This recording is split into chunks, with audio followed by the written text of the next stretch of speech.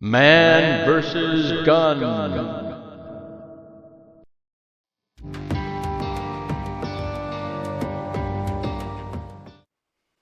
Hello shooters, thanks for watching. This is the man versus handgun, the Beretta Model 92 FS. This is actually Centurion. It's got a little bit shorter sliding barrel, but in all other respects it's completely identical. In fact, it even says 92 FS on the slide. It also says Centurion. So let's put this through the man versus gun paces and see how it works.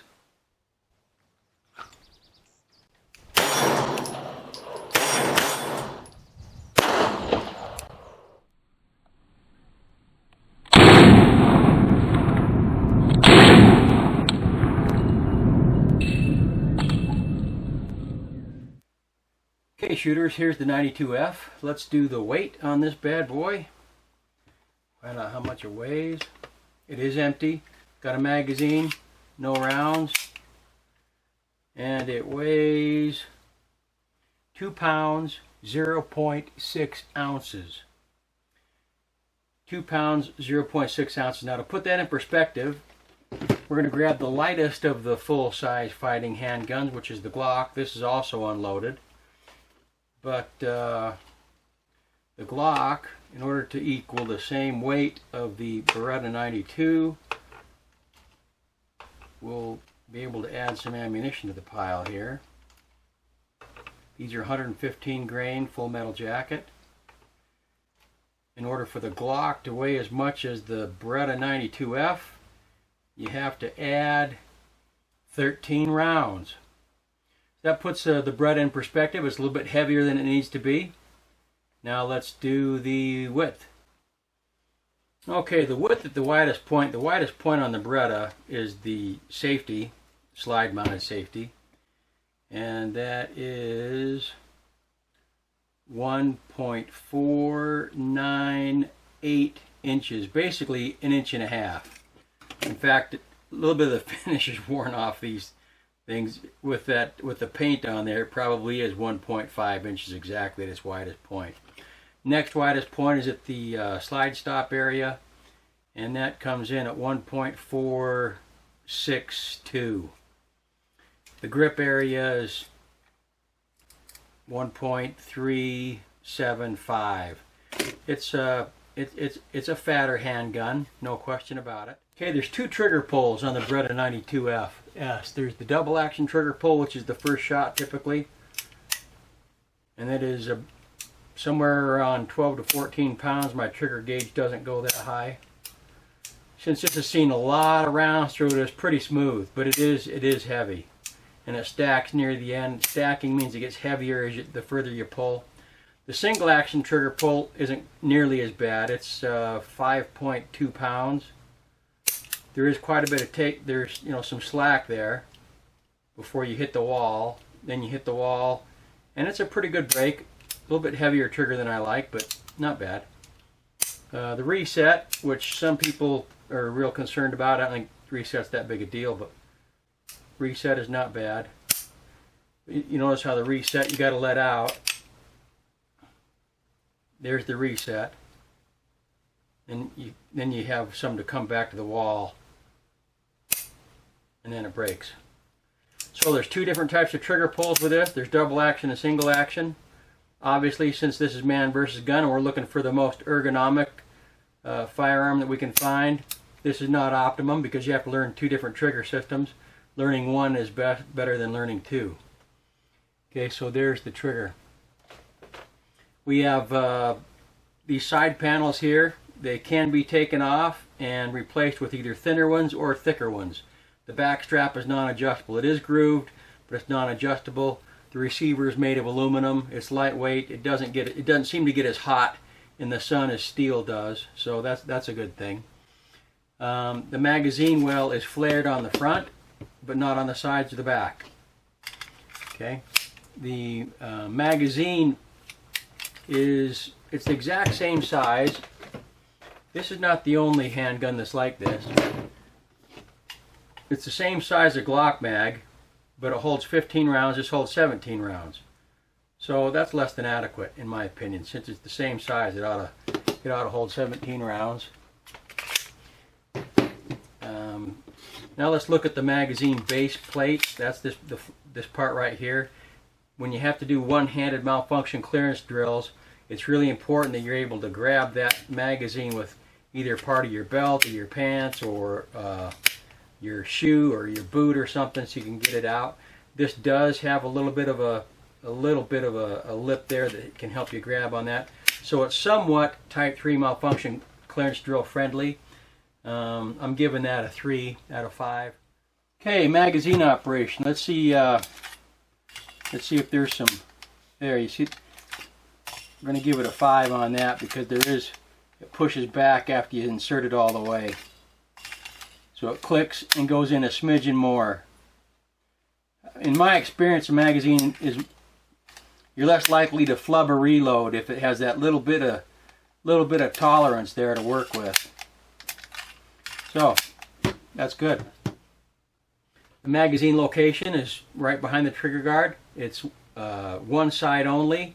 You can flip it around, but you can't operate it from both sides at the same time. So it is one location only. The slide stop or the slide release, however you want to call it, is one side only. It is in a good place. You can reach it with your shooter's thumb, or it's easy to hit with your offside too. The safety selector on the Beretta 92 is in a piss poor place. It's up there where it can't be actuated easily, and the problem is when you go to do immediate action drills and you're manipulating the slide, you see how it put the safety on? So when you come up here to rack the slide, it can put the safety on, which can have obvious life-changing consequences there.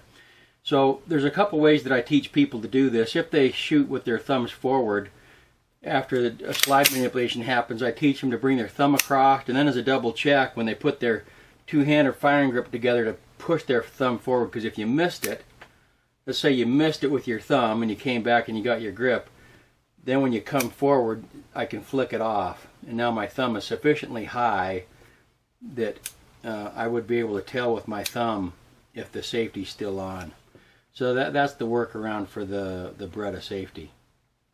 It is the good news about the safety is it is mirror image. It's exactly the same on both sides. So whether you're running it right-handed or left-handed, the operation is the same.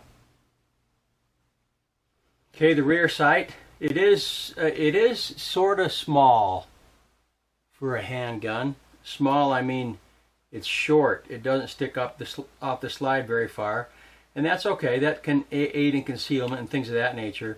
But when it does come time to do a Type 3 malfunction clearance drill, and you need to rack the rear sight against your belt buckle or against your belt or your holster or your boot or your shoe, there's not a lot there to get a purchase on. This does beat the heck out of any rear sight that's sloped, because then you don't have anything to get a purchase on to do a Type 3 malfunction clearance drill. But I would like to see the rear sight a little bit taller. That would necessitate a little bit taller front sight, but I'm okay with that. But that is what it is. The front sight is good design. It's not too wide, and it's not too narrow. So this does happen to have tritium sights on it, so it is. The Beretta is a smooth shooting gun. The recoil is not excessive. It doesn't have excessive muzzle rise. There's no rail. It's easy to stay on target with it. Here's simulating headshots at 15 yards. The first shot was done double action. Here's some double action only single headshots. It can be done. It's not as nice as a single action gun, but the gun shoots well. I like it. Just put it through a couple paces. The Beretta is a smooth shooting gun. The recoil is not excessive. It doesn't have excessive muzzle rise. It's easy to stay on target with it. Here's simulating headshots at 15 yards. The first shot was done double action. Here's some double action only single headshots. It can be done. It's not as nice as a single action gun, but the gun shoots well. I like it. All right, shooters, back from the range with the 92 SF. I like the 92. The 92 is accurate, it's reliable. It's just a little bit too big for my hands. In fact, for most people, it's just a little bit too big for a 9mm. It's a big, fat hand grip that that most people find a little bit too big for them. If you got great big hands, it probably fits just great. But it's a little bit too thick for what it is. It is accurate, it is reliable.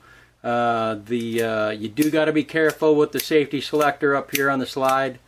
When you do your Type 3 malfunction clearance drills, you got to be sure and do that thumb sweep, because odds are you're going to put it on. Even if you don't, you got to make sure and do that thumb sweep to make sure that you get it off.